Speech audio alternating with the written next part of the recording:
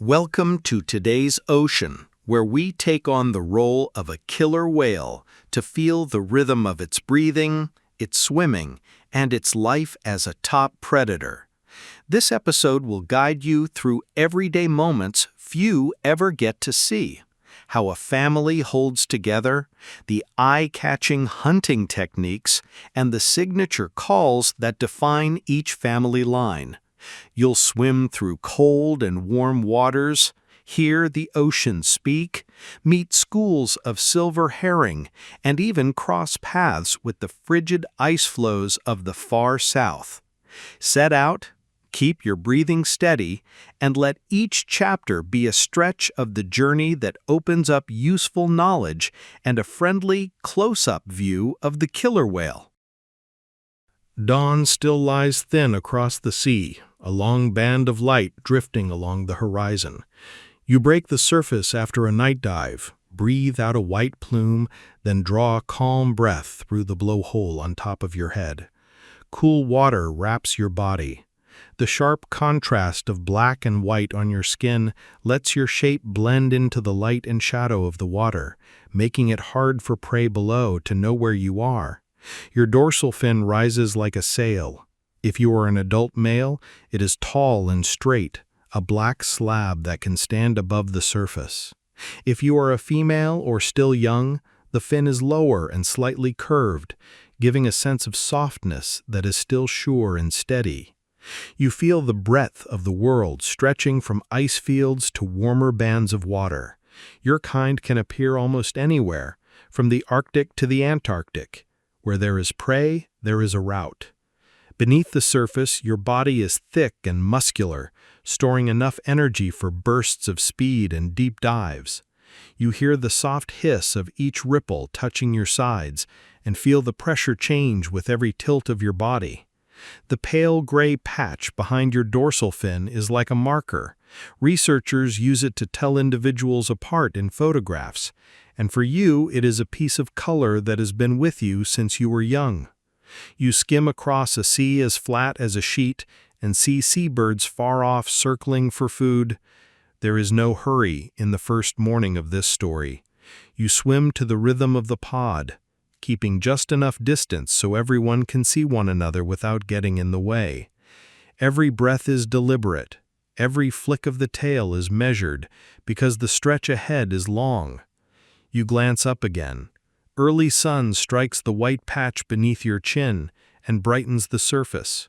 You know you are not only a powerful hunter, but also part of a tight family. In a moment, the group will slide down to check the first schools of the day. But before you go, you take one brief beat to taste the salt air and listen to the sea open like a familiar road. The journey has begun, gentle yet sure, the way your kind has lived for a very long time. You swim alongside your mother. Behind you is your grandmother, who has guided the family through more seasons of travel than you can count. On either side move aunts and cousins of different ages. Your family is built around adult females, a place where generations live together, learn together, and care for one another. From your earliest days, you stayed close to your mother, matched her pace, and returned to her after brief forays. In many groups, adult males remain with their mothers for life. A mother's presence steadies a son in hunting and on long journeys. Life in the family is not noisy, but it is tight. As you pass, you catch the calls of each member. They are not words, but patterned sequences that have become habit, letting everyone recognize one another even when the water is murky and the distance is wide. When the sea is rich with prey, your family may meet others and merge into a much larger gathering. People call these great assemblies, when dozens of black dorsal fins rise together and string across the surface in a long line. Within the family, food sharing is clear and constant. When one member makes a catch, it does not keep it alone. It often shares with the mother, with calves, and with the old and weak. That sharing feeds bodies and also keeps the ties between members strong. Unspoken rules are learned over years. Calves travel in the safe center of the group. Adults flank them to shield and guide, and the eldest often goes ahead to lead the way. When weather turns strange, the pod trusts the memory of seasoned females, those who remember where fish were once plentiful, which season calls for an early departure, and which route is safer when the waves run high. A quiet day moves along in that steady rhythm. You draw close to your mother and receive a piece of fish she passes to you. Through the deep green water you see specks of broken light drifting down like dust. Everything feels familiar and warm. You understand that the true strength of your kind comes not only from muscle or speed, but from a family that holds fast, that shares, and that is always there for one another when the sea changes. You and your family communicate with a wide range of sounds. There are short, clear beats like taps on the water's surface. There are longer phrases, gently ornamented like a wordless song. Each family has its own signature call, passed from mother to young over the years. Thanks to that, in a broad, hazy stretch of water, just a few beats let everyone know who is close, who is far, who needs help right now, and who is showing the way. From the time you were small, you learned to listen. Swimming behind your mother, you grew used to her familiar streams of sound. Little by little, you imitated them, let similar tones out, and then blended into the family's shared cadence.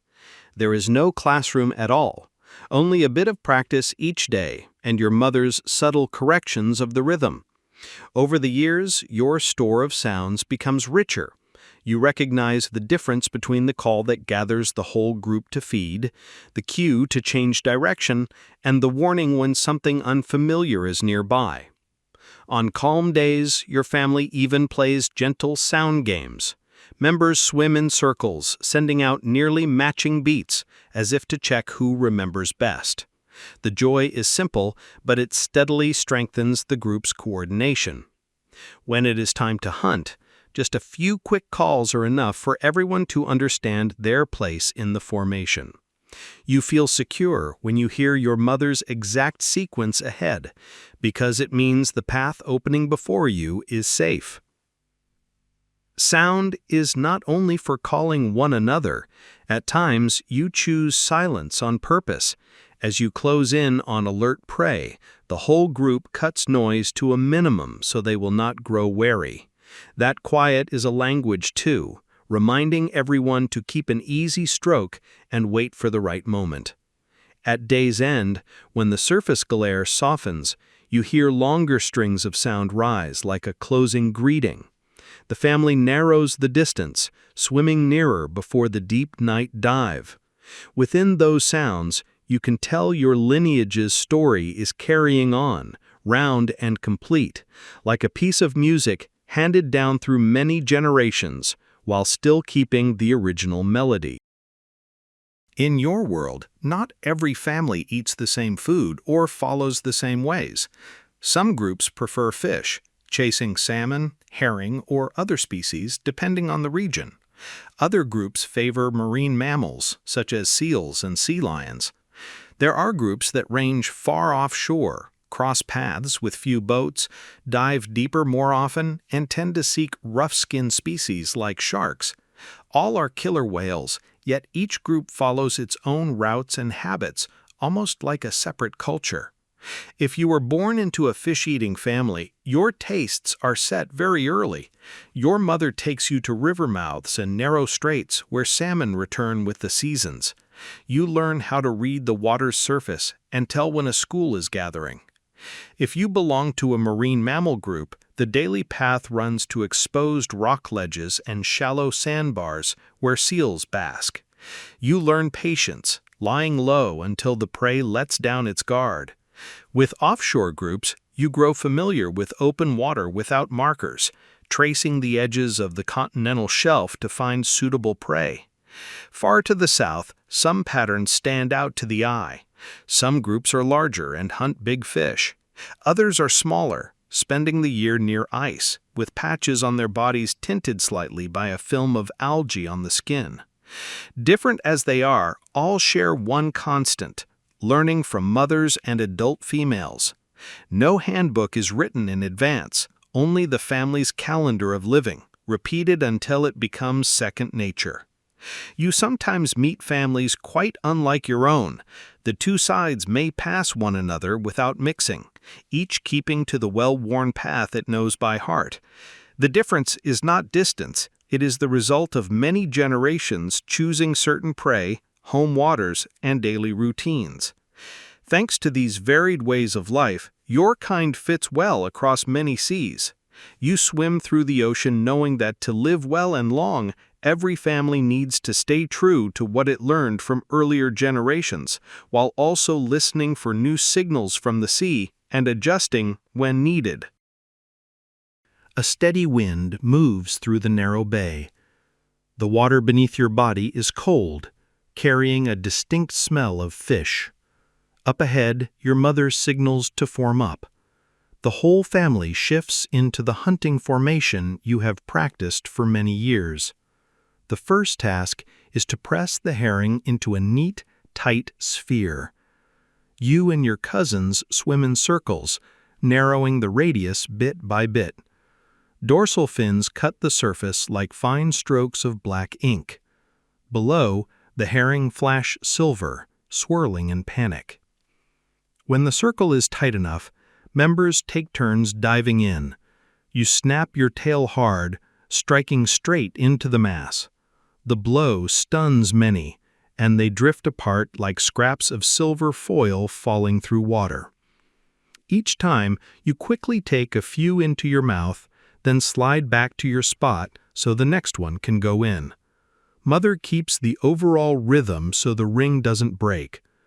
The young ones hug the inner edge to learn how to keep safe spacing and to read the exact moment to accelerate. Now and then, the sea surface froths from powerful tail slaps. Small, regular spouts rise, signaling steady breathing. You feel the seamless coordination the family has honed over many seasons. No one jostles, no one strays. Once the main share is secured, a few adults peel off, gather the catch, and portion it to those who take priority, like the young and the elderly. Satisfaction comes from clear efficiency, little effort wasted, plenty of prey, and no needless scattering of the school. After a full round of feeding, the family loosens the ring. You glide a few body lengths away and float, resting briefly. The light on the surface softens. A feeling of fullness and contentment spreads through your body. In that quiet moment, your mother releases a few soft notes, like praise. You memorize that pattern because it is tied to a successful hunt. The encircling dance around the herring ends neatly, leaving shimmering silver trails behind. The family drifts slowly toward deeper water, preparing for another long dive as the sun leans toward the horizon. In the south, the sea is bitterly cold, yet flat as a blue pane of glass. Flat ice floes drift here and there, and sometimes a resting seal appears on one. Your family has come here many times and knows the terrain well. Today's technique demands absolute unity. Mother leads the group down to depth, then signals a straight line. You hold your place in the middle, eyes canted to either side to keep things even. On the command, the entire line surges. The water piles forward into a single strong wave. The group surfaces just ahead of the flow, throwing that force against the edge. The wash tips the ice slightly and slicks its surface. The startled seal slips off the lip and drops into the water. In that instant, another member, already waiting by the flow, catches the fall and blocks the route of escape. You swing wide, keeping space so the young can watch from a distance and not get too close to the sharp edge. It doesn't always work on the first try. Sometimes the prey clings to the ice or scrambles to a higher spot. Then the group dives again, reforms the line, and recalculates the angle of the push. Each cycle teaches the young another lesson in cadence, spacing, and timing. Mother occasionally rotates positions so everyone understands the role beside them.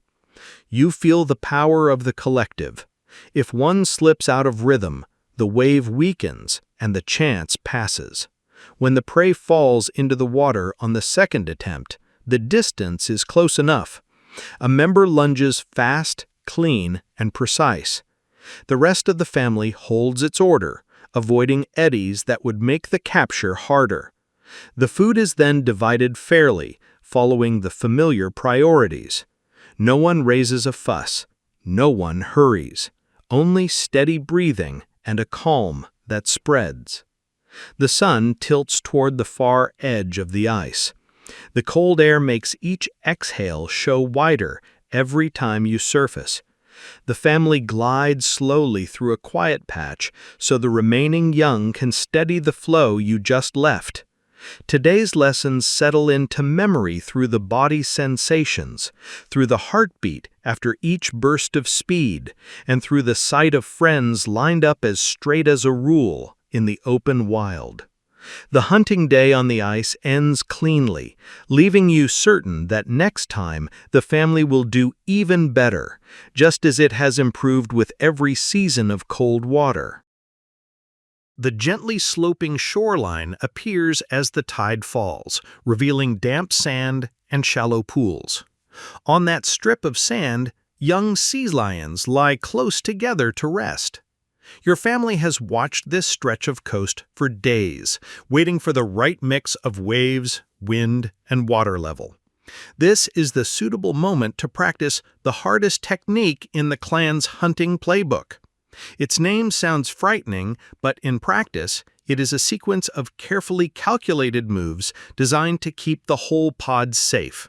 You and your teammates accelerate on a diagonal toward shore. When you are just the right distance from the edge of the water, you lower your body, hold your balance, and slide onto the shallowly flooded sand, cutting off the retreat of the prey that has just slipped from the water's rim. The feel of sand against your belly is vivid. If you come in at too straight an angle, your body will stay grounded longer than is safe. If you come in too obliquely, the prey will slip through the gap. So the pod has practiced hundreds of times on empty, shallow beaches to memorize the push, the entry angle, and the moment to back off. Once the prey is blocked, another individual comes in from outside, meets its drop back into the water, and ends things cleanly. By then, you have already started backing out with the ebbing wave. No panic, no wrestling. Only steps of retreat and advance taken at the exact moment thanks to a familiar feel for the rhythm of the surf and the slickness of wet sand. The calves do not take part directly. They are placed in a safer position where they can watch the whole sequence from beginning to end. Each time, their mother rotates everyone's position so every member understands one another's role. Sometimes you play the blocker. Sometimes you create distant distraction, and at other times you watch the sets of waves to signal. Every spot matters in this wordless chain of coordination, because when you are very close to shore, any sound can alert the prey. Not every attempt reaches the goal. Some days the waves shift direction suddenly. Some days the sand is softer, so the thrust is not enough. Then the pod stops, backs away from shore, and rests a while. The mother watches, adjusts, and tries again with a different formation. Small tweaks gradually become reflexes.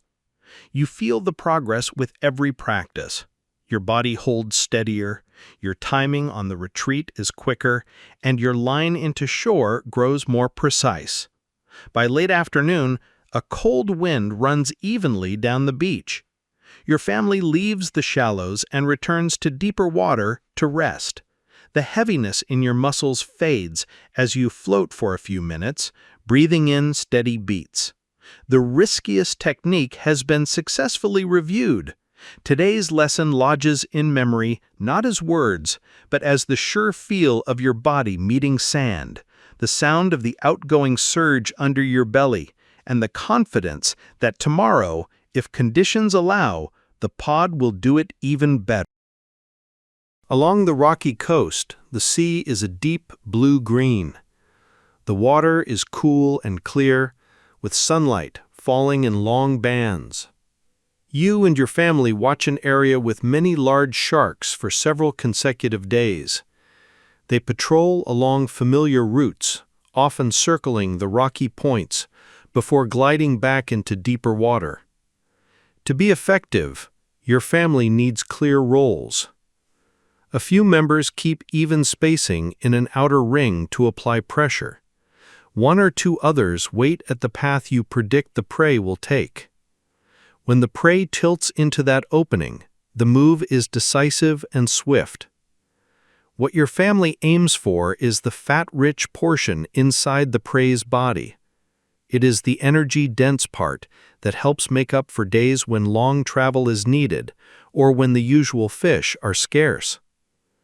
The approach is not always the same.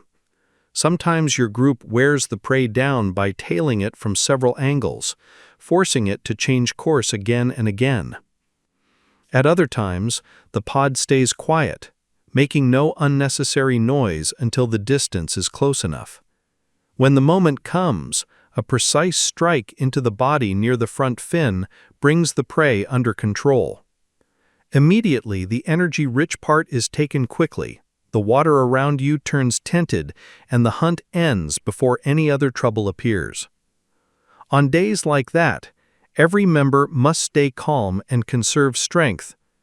You do not rush in without order. You watch the prey's swimming rhythm, note the stretches where it often slows, and wait for the right instant. Fine sprays of bubbles tell you the last turn was strong, while the wake on the surface behind the prey shows the direction of the next shift. That experience does not come in one season. It is built across many seas, thanks to the pod's patient tracking. When the objective is complete, your family leaves the rocky belt and moves into more open water to share the portions. The calves get the easy pieces first. The elders are given priority next, and then the remaining members take theirs. Sharing happens quickly and neatly, without jostling, because every individual knows the familiar order. After that, the pod takes time to rest. You float, let your body settle, and feel your heartbeat return to an even pace. The lesson is always the same. Calm coordination and knowing one another's movements matter more than bursts of force. The family is strong because it chooses the right moment, not because it is reckless. There are days when the sea is unusually calm. The surface lies like a wide blue carpet without a single bold ripple. While traveling through warm water, your family comes across a whale shark swimming slowly near the surface. This species is large, thick-bodied, with skin dotted by pale, even spots. It is gentle and usually filters small creatures for food. Orcas like you rarely target this kind of prey, but on a few recorded occasions, the coordination of the whole pod can still lead to a result. The first step is careful observation. The whale shark moves steadily and does not pivot sharply like quicker species. Your family keeps its distance and avoids extra noise. When it enters a stretch of water of moderate depth, one member accelerates from below and makes contact with the body near a side fin. The goal is to upset the prey's balance and reduce its control. Meanwhile, other members apply pressure from both sides, keeping it from dropping too quickly into deep water. Only when everything is under control does the attack begin, following a clear sequence. In rare cases like this, your family still aims for the high-energy parts inside the prey's body. This demands great precision and a quick finish, because the whale shark's size makes a long hunt draining and risky. It is not your family's daily menu, but being able to handle such a difficult target shows the pod's experience in coordination and its ability to adapt. Calves are not allowed too close at the decisive moment. They watch from a distance to learn safety first, and only then the subtle details of position and timing. Afterward, the family rests in calm water. You swim a slow circle around the area to check. No one is hurt, no one is overly tired. The order of sharing proceeds as it always does. Though rare, hunts like this are remembered carefully, because repeating a single small mistake can cost the whole pod. You understand that the most valuable experience does not lie in conquering a large prey, but in how the pod stays calm, respects the agreed-upon procedure, and always puts safety first. You were born into a family with clear eating habits. Some families choose fish as the main source, seeking out the places where salmon return by season or where herring schools gather. Others prefer marine mammals, moving along rocky shores, small islands, and shallow sandy beaches. Some families live far offshore, rarely encountering boats, heading to the edges of continental shelves with a different menu. This menu is not set by one individual in a single day, but is the result of many seasons of learning in a row. Mothers teach their young, aunts teach their nieces and nephews, and the whole pod holds to those habits steadily over many years. As a youngster, you do not need to compare which items are more or less. You only need to swim along, observe, and remember the places your family visits. Which river mouths carry the scent of salmon in early summer? Which bays have herring at year's end? Which stretches of coast often have seals basking on mild sunny days? These details form your family's own map. When the season comes, the whole pod moves along familiar routes, almost without discussion. Energy is saved, risks are reduced, and calves have space to learn without heavy pressure. Eating habits also shape the way your family communicates and coordinates. Fish-eating groups use encircling formations and precise tail slaps. Groups that favor marine mammals emphasize silence, patience, and short bursts of speed. Offshore groups learn to operate with few visual markers, relying on memory and a feel for depth to hold formation. No group is better than another. Each simply fits best with the habitat and the food source they have chosen over time. You begin to understand why your family rarely changes its menu abruptly. When a habit has helped the pod live well, keeping it stable brings greater benefit.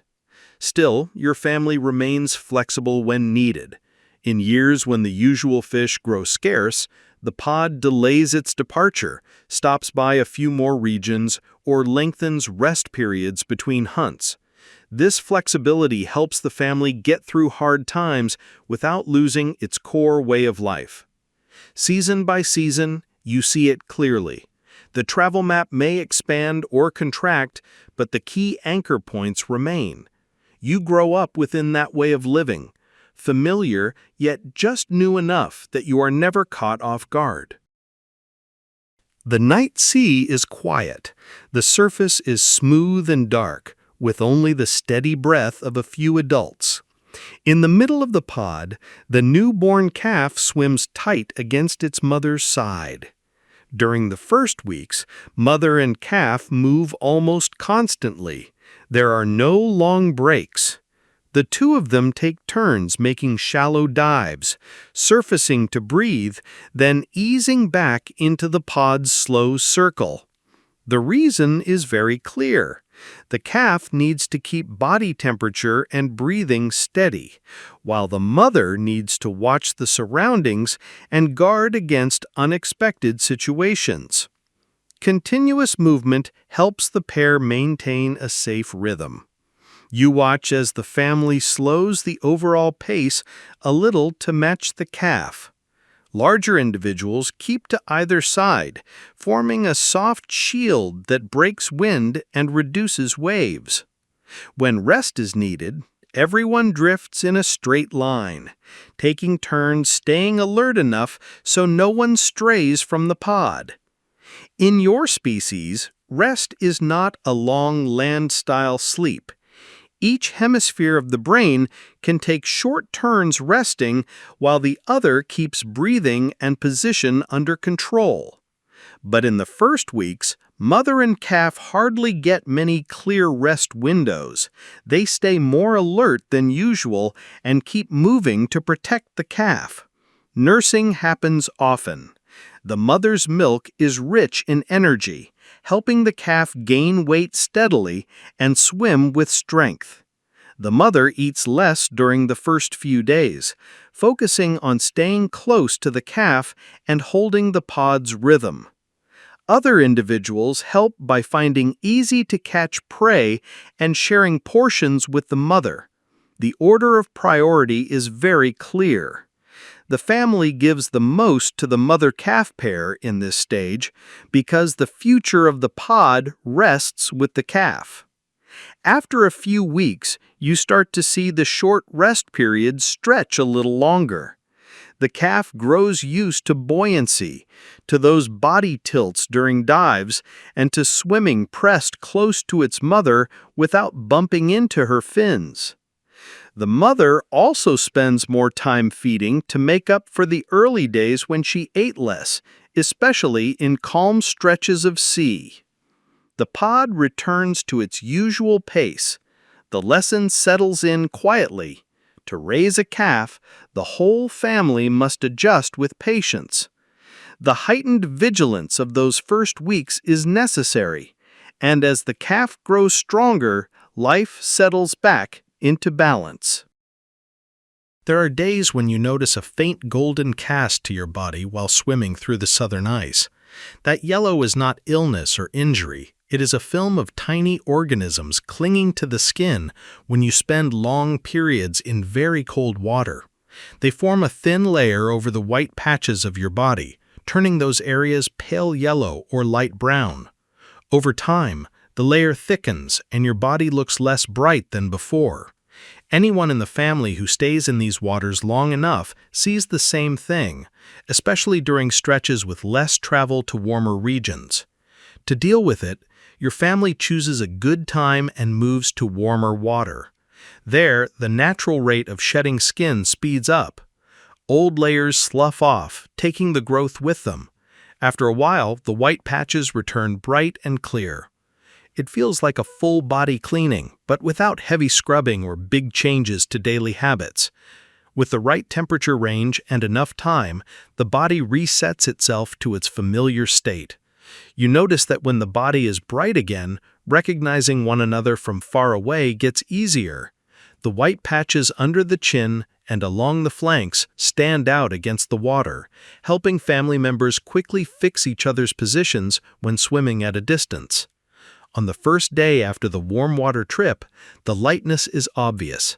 Water slides more smoothly over the skin, and the bright markings on your body show clearly when you surface to breathe. Not every family makes a cleaning trip at the same time. The decision depends on feeding plans, on the condition of each individual, and on the route ahead.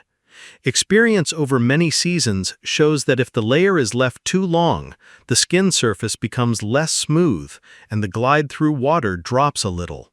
It does not cause immediate danger, but on long journeys, travel efficiency can dip. That is why a trip to warmer waters between ice seasons becomes a good habit. You swim with the family across a band of transition water, feeling each layer's temperature drop and then rise, a clear signal that your body is being cared for properly. When you return to the ice, you bring back bright skin and a stronger confidence for the hunts to come. The morning sea is calm and vast. You swim close to your mother and see her belly rounder in the final months.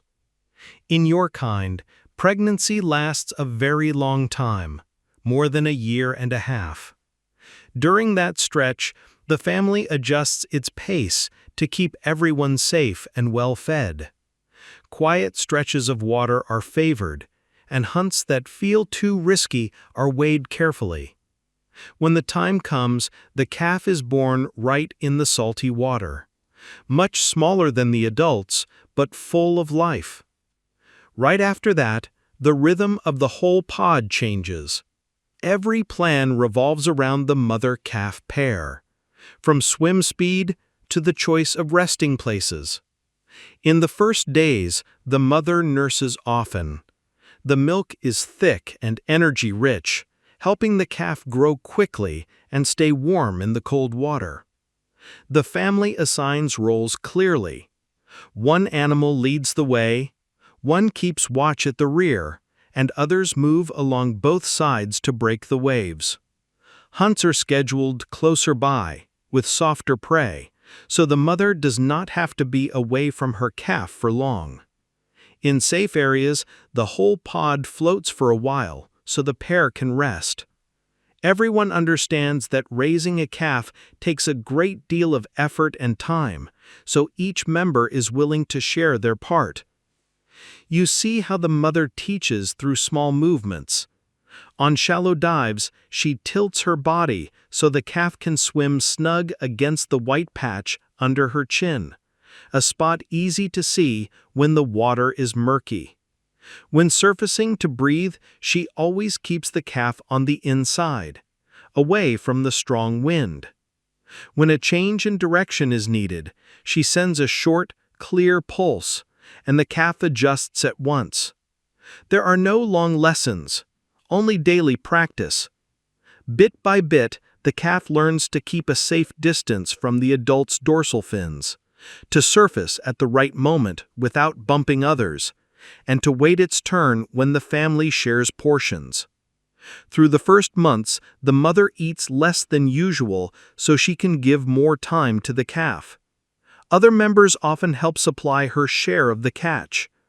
Priorities are very clear, with no need for argument. The calf grows, its skin lightens, and the markings along its body become more defined. Once strong enough, it begins to follow its mother to the hunting grounds, while still staying outside the main formation.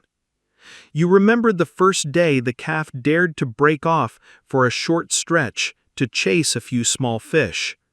No one pushed.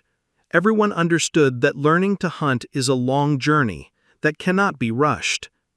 As time passes, the mother and calf begin to take longer rests. The family gradually increases the distance it travels and returns to its familiar routes.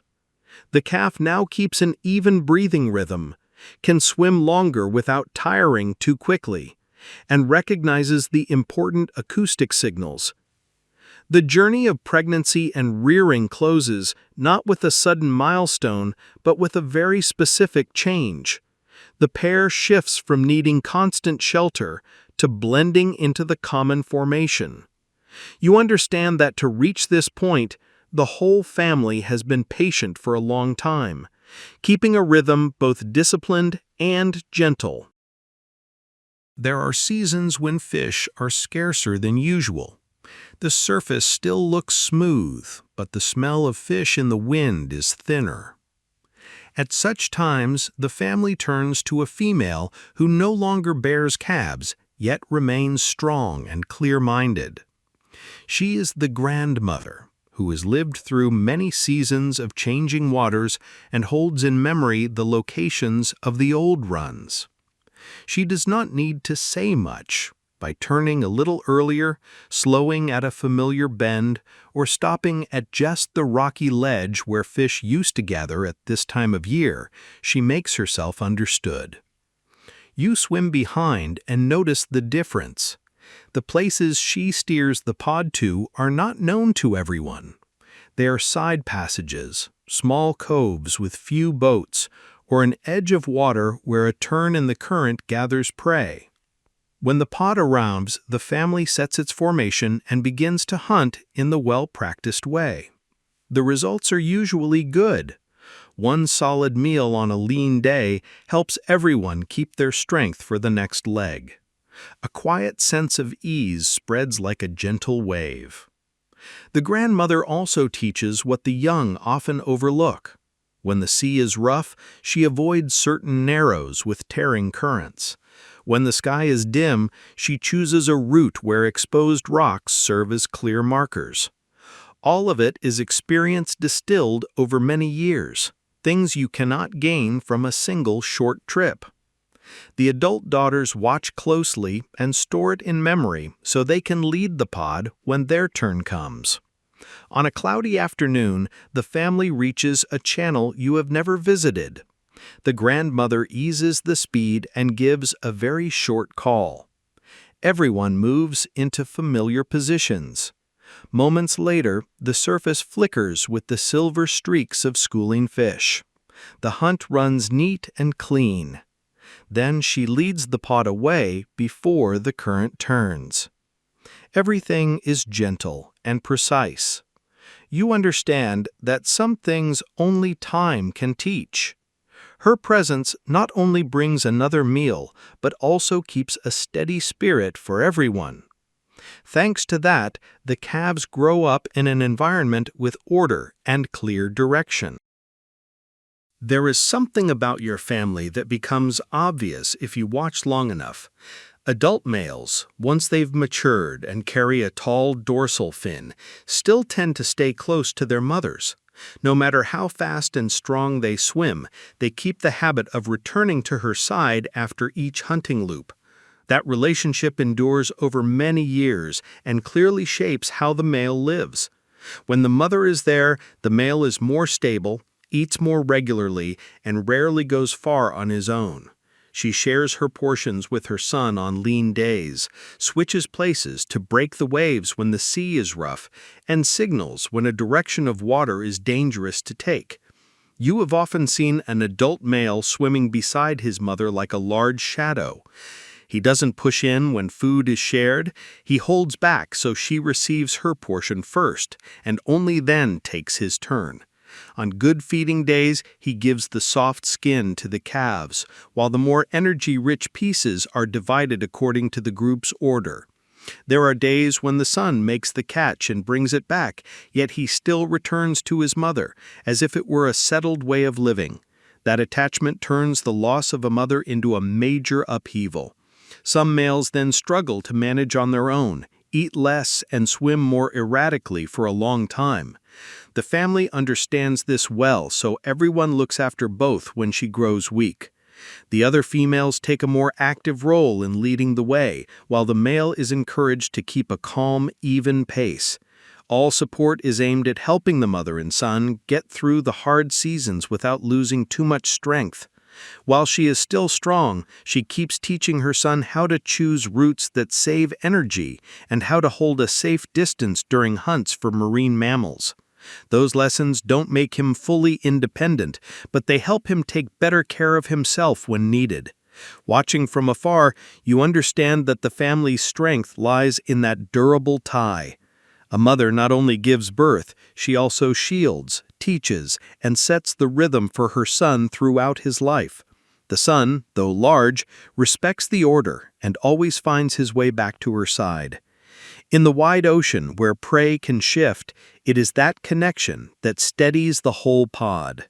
It reminds every member that no one stands alone, and that true strength comes from being together at the right time. In the north, there are shallow pebble bars that stretch like a natural carpet. Whenever they pass by, your family tends to stop for a few minutes. Each individual, in turn, glides gently into a strip of shallow water, tilting so the skin touches the rounded stones. You feel the surface of your skin slide over the fine pebbles. Small patches of buildup are scrubbed away, and the surface becomes smoother. No one is in a rush. Each one chooses a personal pace, sometimes only a few dozen seconds, sometimes a little longer.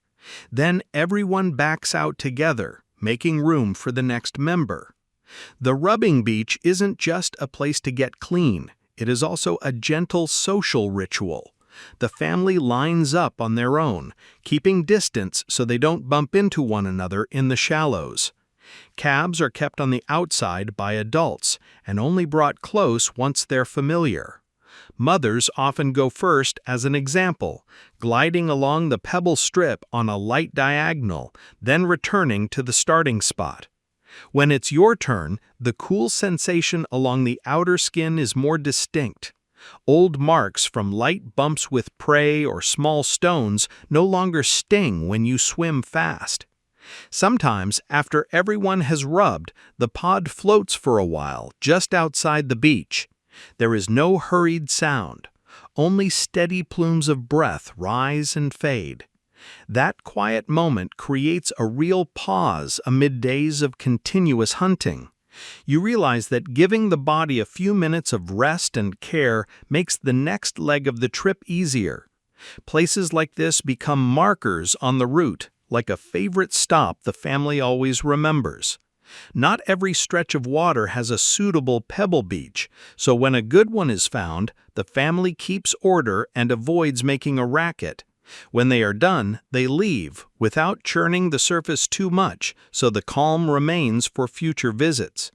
Over many seasons, this habit seems to have become part of the pod's character, paying attention to how the body feels, maintaining natural hygiene, and keeping a life rhythm that truly includes time to rest.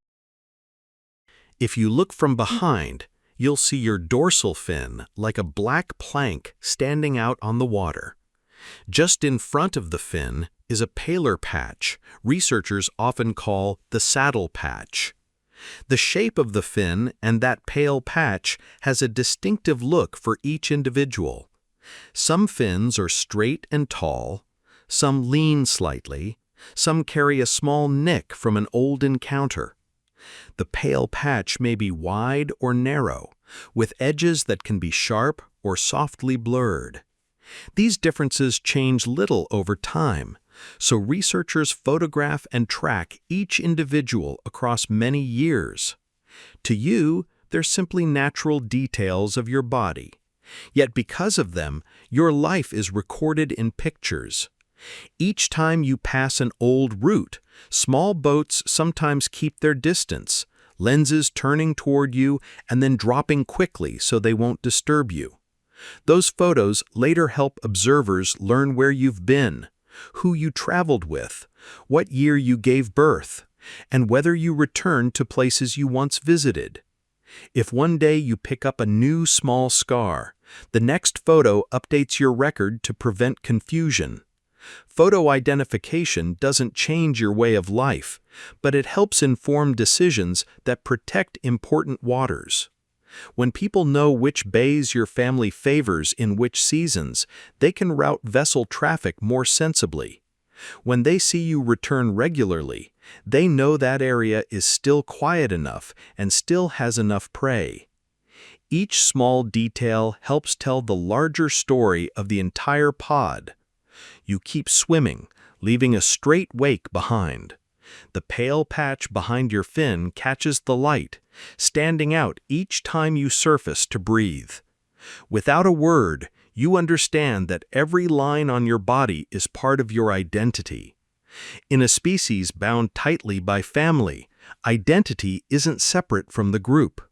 That way, the story of each individual blends into the shared story, forming a clear picture of life at sea. Some days the family has to sprint to catch a fast-moving school of fish. You feel your muscles gather power, your tail beating hard until white foam lifts in your wake. In bursts like that, your speed can be very high, enough to close on prey over a short stretch. But most of the time, the family doesn't swim that fast. Everyone holds a moderate pace, enough to save energy and to read signs of prey in the wind and current. The difference between those two gears, sprint and cruise, is the key to going far while staying strong. Depth works the same way. Near shore, you make shallow dives, rising and falling steadily to keep contact with the pod. In open water, when you're trailing prey, you may dive deeper. Once, you followed your mother into a dim, quiet lair, the pressure holding tight around your body. You know dives like that don't last without limit. Each one is measured in breath, in experience, and in trust in where the others are above. When you reach the familiar limit, you and your mother rise together, taking long, slow breaths to let your bodies settle again. The family builds short rests into long transits. Everyone floats for a few minutes, resets the formation, then moves on. Those pauses aren't just for air, they're for awareness. From the surface, you catch sight of broad ripples that announce a passing school. You hear seabirds dropping low over a fixed point in the distance, usually where prey bunches up. As soon as the signals are clear enough, the family shifts from slow to fast, and the preset hunting positions fall into place on their own. You learn to spend your strength where it matters. Explode at the decisive moment, but keep a steady rhythm the rest of the time. That way, fatigue doesn't pile up, and your mind stays sharp for cues from your teammates. Toward day's end, as the sun lowers, the family picks a calm stretch to rest longer. Your breathing settles into a slower rhythm, and the sea's surface shows fewer streaks of white foam. You look around, and everyone is still in their familiar places. The long day closes with one clear feeling.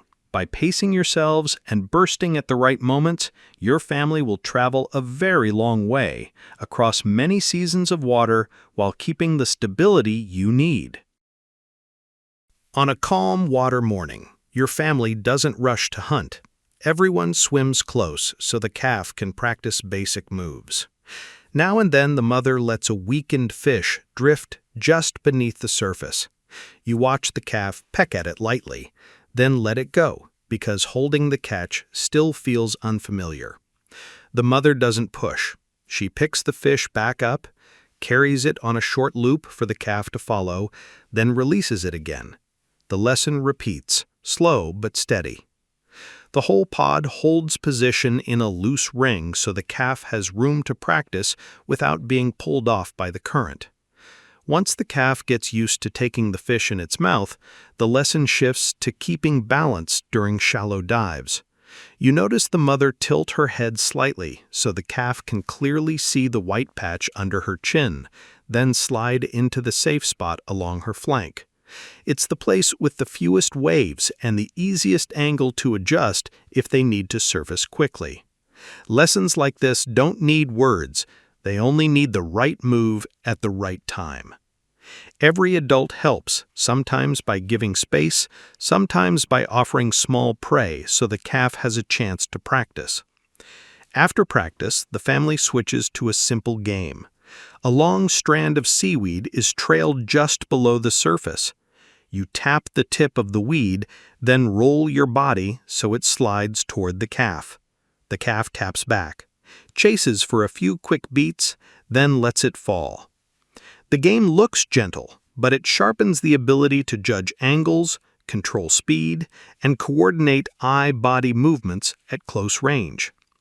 On another turn, an adult spins slowly so the calf can learn to track a curve without bumping into a podmate's dorsal fin. When the family lands the main meal, the sharing itself becomes a lesson. The calf receives soft pieces that are easy to chew. The mother and aunts watch to make sure it doesn't swallow too fast. The higher energy parts go to those who need strength.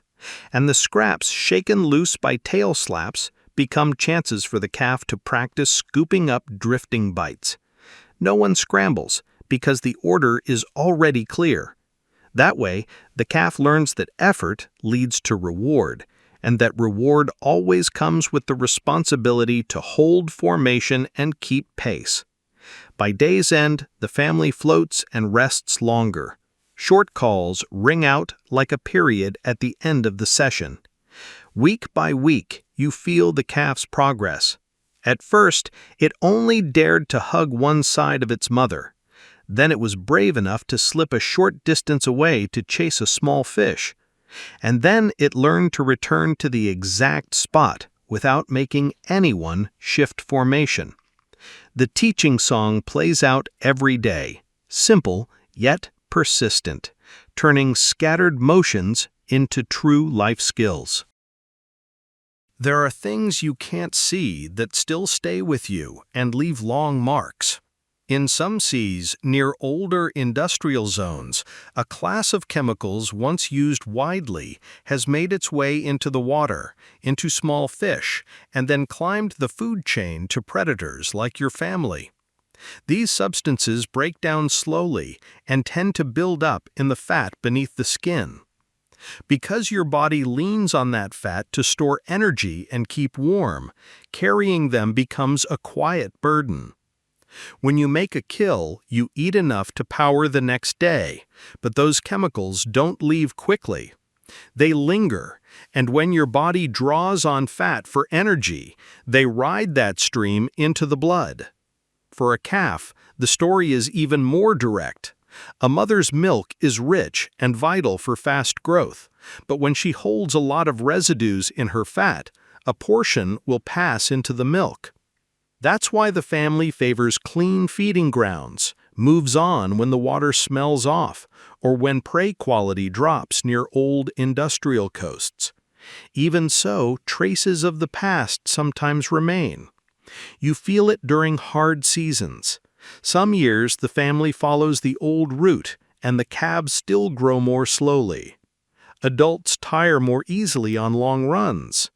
In those stretches, the pod lowers hunting intensity, rests more, and chooses softer prey, so bodies have time to adjust. Keeping a steady rhythm and giving priority to mothers and calves becomes more important than ever. In some places, people on shore have come to understand this story and are trying to curb new sources of waste, but the past takes a long time to fade. The tale of old chemicals reminds you that the ocean isn't only waves and wind, it keeps the imprint of everything people release.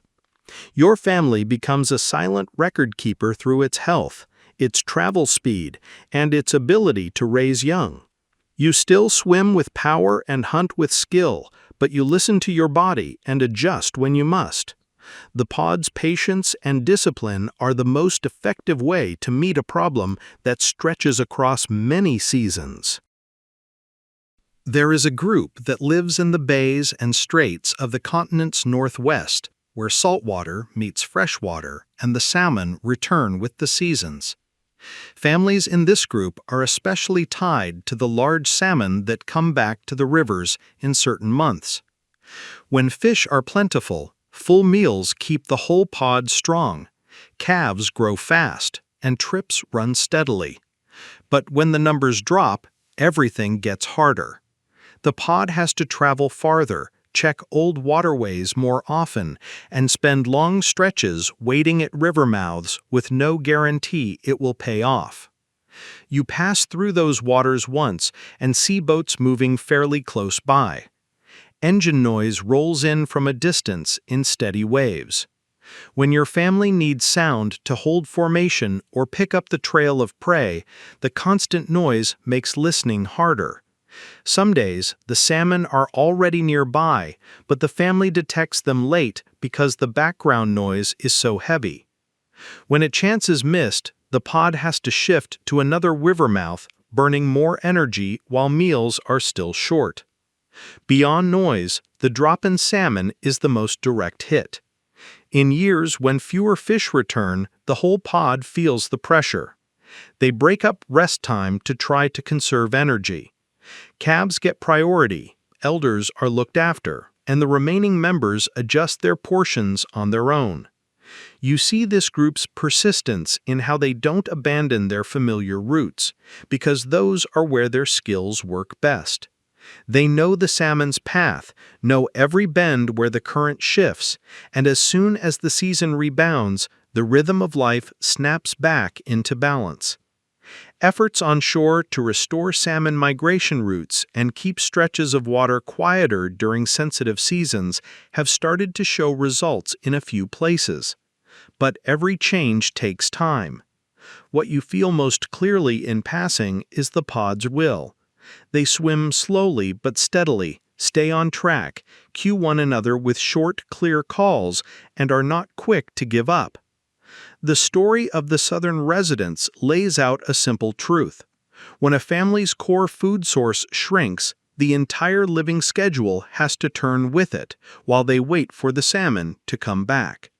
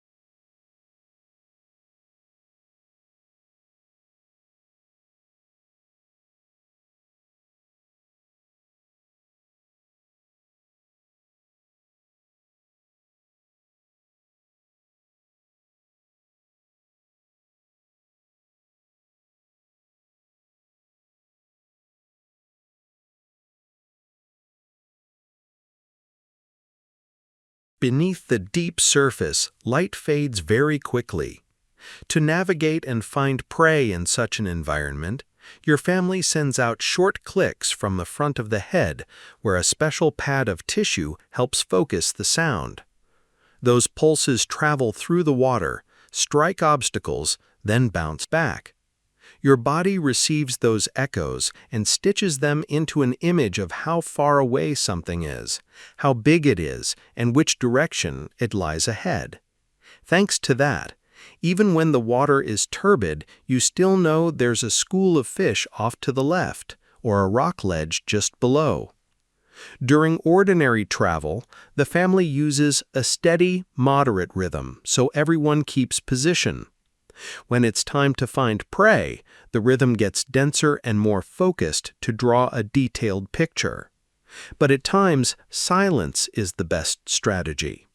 When hunting marine mammals that are sensitive to sound, the whole pod cuts sound output to a minimum. Everyone uses eyesight near the surface, keeps enough distance to avoid throwing big bubbles, and gives only the briefest clicks when needed to prevent collisions. The flexible switch between loud and quiet is a survival skill. You've seen your mother change cadence in an instant many times. The moment she sees a school of fish veer, she thickens the click rate to trace their path, then quickly eases it as she closes in so the school doesn't scatter. In murky water, you hear echoes return like clear specks in your mind, letting you miss a submerged boulder even when your eyes can't. At first, calves can't assemble the acoustic picture. But after weeks of following, they begin to react precisely to very small changes in their mother's calling rhythm. Seeing with sound also keeps the family safe near boats. Hard, even echoes off a hull show which way to avoid. When engine noise grows heavy, the pod shifts into quieter water until the lane opens. That way, the formation doesn't get torn apart. At day's end, when the sea calms, you float and almost stop vocalizing. The body rests, but the ears stay open to keep minimal contact. In the dark, those sound-made eyes reassure you that the familiar bodies around you are still there, in the right places and on the right beat. Your family doesn't always travel and hunt. In calm seasons, with enough to eat, the whole pod spends time on spontaneous games. One day, an adult picked up a dead fish, balanced it on the head, then swam a short lap. The odd move made a few others copy it. Within days, the fish hat game showed up across the pod. It had no hunting purpose and no clear benefit, but it made everyone pay more attention to one another, surface in sync, and keep spacing so the balanced item wouldn't drop. Another time, the family played with long strands of kelp. Everyone tried to keep a strip across the back without letting it fall during a turn. Calves enjoyed it most because it was easy to join. You saw them grow quicker with their movements, sharper with their eyes, and able to adjust tail beats smoothly to keep the kelp in balance. Meanwhile, the adults played while watching that the game didn't break formation or pull everyone too close to boats. These trends usually arrive and then fade. Some last a few weeks, some vanish after only a few days. When the family leaves that area or meals get harder, everyone naturally drops the games to focus on the hunt. Still, each game leaves a small mark. The pod understands one another better through coordination. Calves become more confident near the surface, and everyone remembers safety rules quite clearly. What's interesting is that these games can spread to other pods when they meet in shared waters. A strange action in the morning can appear in another pod by afternoon just from a few parallel swims at the right distance. You draw a simple lesson from days with odd games. The family learns not only through hunting, but also through joy. When spirits are easy, coordination turns smooth. When it's time to be serious, the pod shifts pace very quickly. The game stops, and formation returns to order. That flexibility makes life at sea less tense while keeping every skill in top shape, ready for the lean seasons ahead. On the morning surface, you run into another family, unlike the fish-eating kind you're used to. They move more quietly, in a smaller formation, and choose a path that hugs the rocky shore. People on land call such groups bigs, a nod to the researcher who pioneered tracking individuals through photographs. In the past, many were used to calling them the passing-through group. Now the new name highlights how distinctly they live. Their menu leans toward marine mammals, like seals and sea lions, so their approach is different. They don't fill the water with thick bursts of sound. They keep silent, use their eyes, and hold just enough distance not to be noticed too soon. You watch and learn a lot. They don't bunch prey into a ball the way you circle schools of herring.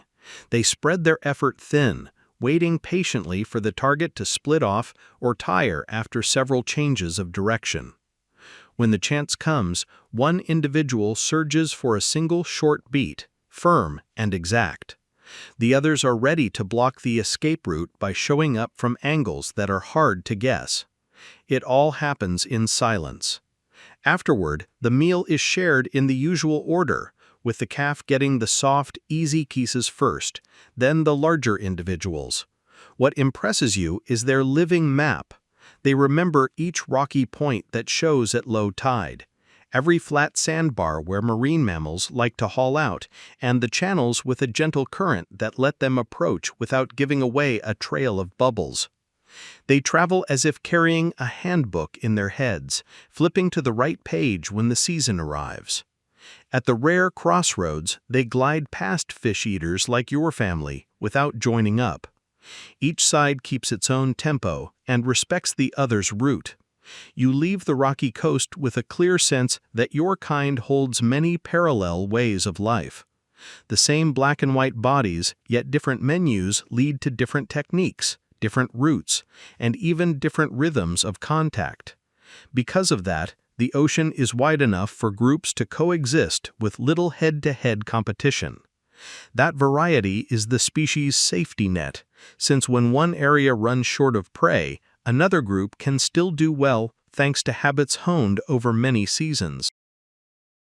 The offshore water is strangely calm. No rock marks, no hint of shore, only the long ribbing of waves and a few low-flying seabirds. Your family follows a line that runs along the edge of the continental shelf, where the surface shifts color ever so slightly as the depth goes from shallow to deep. Out here, the menu changes. Rough-skinned species show up more often, with a stroke that's slow but steady. To hunt them, your family comes in from below at a slight upward angle, just enough to steer their turns without spooking the whole group. As you close in, you hold a steady distance to catch the small moves. They rarely veer sharply, but they can endure. If you rush, the hunt can drag on too long and drain everyone. So the family splits roles clearly. 2 individuals on the sides keep the pace, one stays below and angles up, and another is ready to block when the prey turns. When a weak spot shows, the first touch has to be exact. Then the whole group finishes clean. The meal unfolds calmly, like a well-practiced job. After a few seasons like this, you notice the offshore's marks on your body. A few teeth wear down a bit from frequent contact with tough skin. It doesn't make you weaker right away. You still swim strong and hunt accurately if you keep a good pace and share the effort wisely.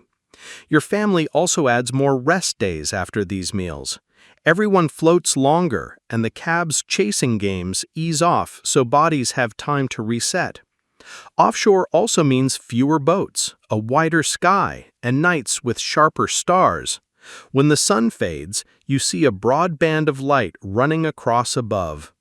The calf asks in a few short notes, and the adults answer with a gentle rhythm, as if to remind everyone that all are in the right place. In open water, calm is the key. You keep your breathing even and hold a long line, letting the heart work steadily. Those salt wind days build the whole family's endurance, so when the nearshore season comes, you're still strong enough for the techniques that demand quick bursts. One afternoon in a narrow bay, the water brightens as thick schools of herring stream in. From far off, you can already see seabirds clustering in patches. Your family is not the only one here. Other families arrive too, and within a short hour, the sea shows dozens of black dorsal fins moving in groups. No one crowds the others. Each family keeps its own space, taking turns to press in and peel away to rest. The scene feels like an underwater festival where a natural order keeps everything running smoothly. The circling technique is familiar, but at this scale, the most important thing is holding a shared rhythm. Your family picks a right-sized ball of fish, not so large that the ring breaks apart, and not so small that the effort yields little food. When the circle closes, each member goes in, one by one, to strike with the tail. The blows send up a rain of silver scales, the fish are stunned, and they rise close to the surface. Seabirds dive for the strays, while you choose the middle of the ball, where the catch is fresher and thicker. Between hunting turns, the family floats to rest and watches other groups to avoid collisions. Some families have a habit of sending a few short sounds, like a greeting, as they glide past one another. The calves are eager because the meal is easy and plentiful. You remind them with light touches to keep their distance, since in a crowd, a single unannounced change of direction is enough to cause trouble. As the sky shifts color, you see lines of light stretching across the surface where the schools move, forming very clear broken streaks. Night falls and the festival thins out. Families leave the bay in different directions. You look back at the water where a few silver smears remain, and a feeling of fullness and lightness spreads through your body. Days like this help the whole pod store enough energy for long journeys. They are also chances for calves to practice the habit of coordinating in crowded places. The simple lesson stays the same. Choose the right piece of work, do it cleanly on your turn, and clear the way neatly for the family next to you. In one season, moving through waters crowded with sailboats and small craft, your family sees a few young individuals in another group getting far too curious. They move close to a boat's stern and play around the steering gear behind it. The odd behavior spreads quickly to a few others of the same age. People on shore and families like yours all worry because that game carries real risk. A hard hit from the spinning metal can cause injury. The takeaway is very clear. Keep a safe distance from boats, especially from the stern. Your family adjusts its path to avoid channels with many small boats. When you have to pass through, everyone tightens formation, slows down, and sends only very short sounds to mark positions. Mother leads, 2 adults shield on either side, and the calves stay in the middle. If a boat suddenly changes course, the family slips into calm water along the edge and waits until the way opens again. No one races the boats, and no one lets curiosity run too far. That order keeps the whole pod safe in busy places. You also notice that heavy noise makes listening harder, so the family relies more on sight when moving near boats. Everyone watches the wake behind the stern to judge heading and speed. When the wake stretches longer than usual, it signals a boat speeding up. When the wake is cut off abruptly, the boat may be about to turn. With just a few signs like these, the pod has enough information to steer clear. After a few days, the family leaves the crowded water and returns to quieter places. You take a long breath and feel the tension ease. The tricky encounters remind you that the sea holds not only fish and ice, but also fast, hard objects made by people. Keeping distance, keeping discipline, and teaching the calves early is the simplest way to make sure every trip ends safely. Not every day calls for a burst of speed. There are days when the sea lies flat as glass, the breeze is light, and prey is sparse. That's when the family switches to a conserving pace. Everyone swims side by side at a moderate speed, heading for the area marked in memory as the place with better odds toward late afternoon. Midway, the whole pod lets itself float for a long while. You keep your body level, flicking your tail just enough to keep from drifting too far. Your breathing is even and slow, the surface around you rippling into small circles that fade away. In hours like these, the body gets real rest. The heart slows, the muscles loosen. The calf presses close to its mother to ride the calmer flow. The adults take turns letting one side of the brain rest briefly while the other keeps the breath and watch going. No one sleeps deeply, but everyone gets the quiet needed to recover. The stillness lets you hear the tiniest sounds of the sea, the pop of tiny bubbles far away, the light wing beats of seabirds in the air, the faint swish of a companion's tail. As the sun drops, the family picks up the pace a little to reach the planned spot. There, chances show up more clearly. The meal isn't as big as during herring season, but it's enough to close the day well. Because energy was saved early, there's still strength for a few short hunts. After the meal, the pod floats again, letting the water rinse away the lingering oily scent. Each animal checks its body by feel. Any new scrapes, any odd stiffness. If all is well, tomorrow will start at a higher speed.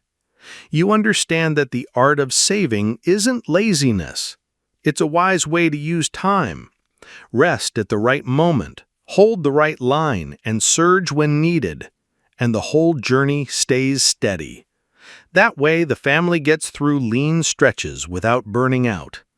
That discipline quietly protects you across many seasons, keeping the hunting skills in their best state when opportunity arrives without warning.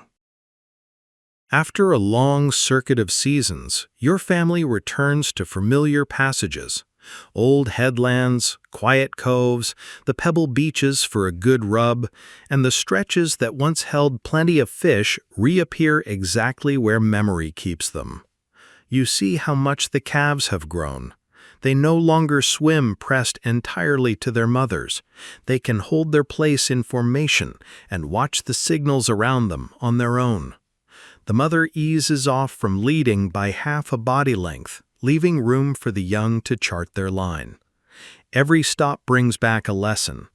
At the pebbles, the pod takes a few minutes to clean skin. In the narrow bay, the family reviews the circling dance around a shoal of herring.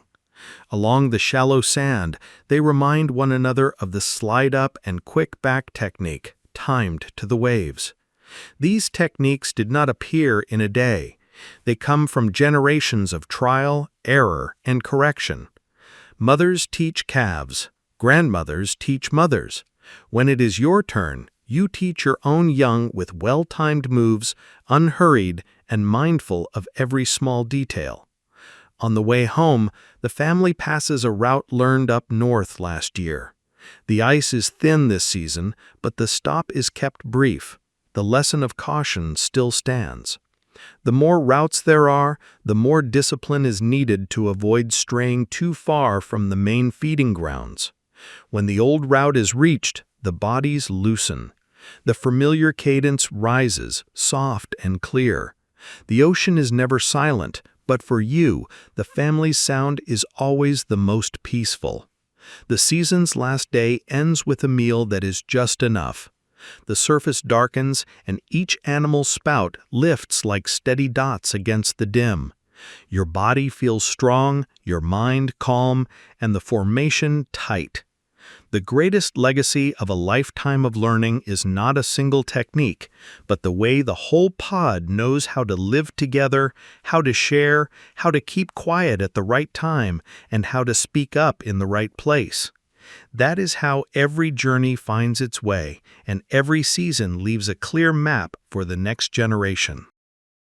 Thank you for swimming through the long journey, from icy waters to bays alive with herring, and the wind-salted routes offshore. Each breath, each tail flick, and each sharing of the catch is a small lesson that brings the killer whale closer.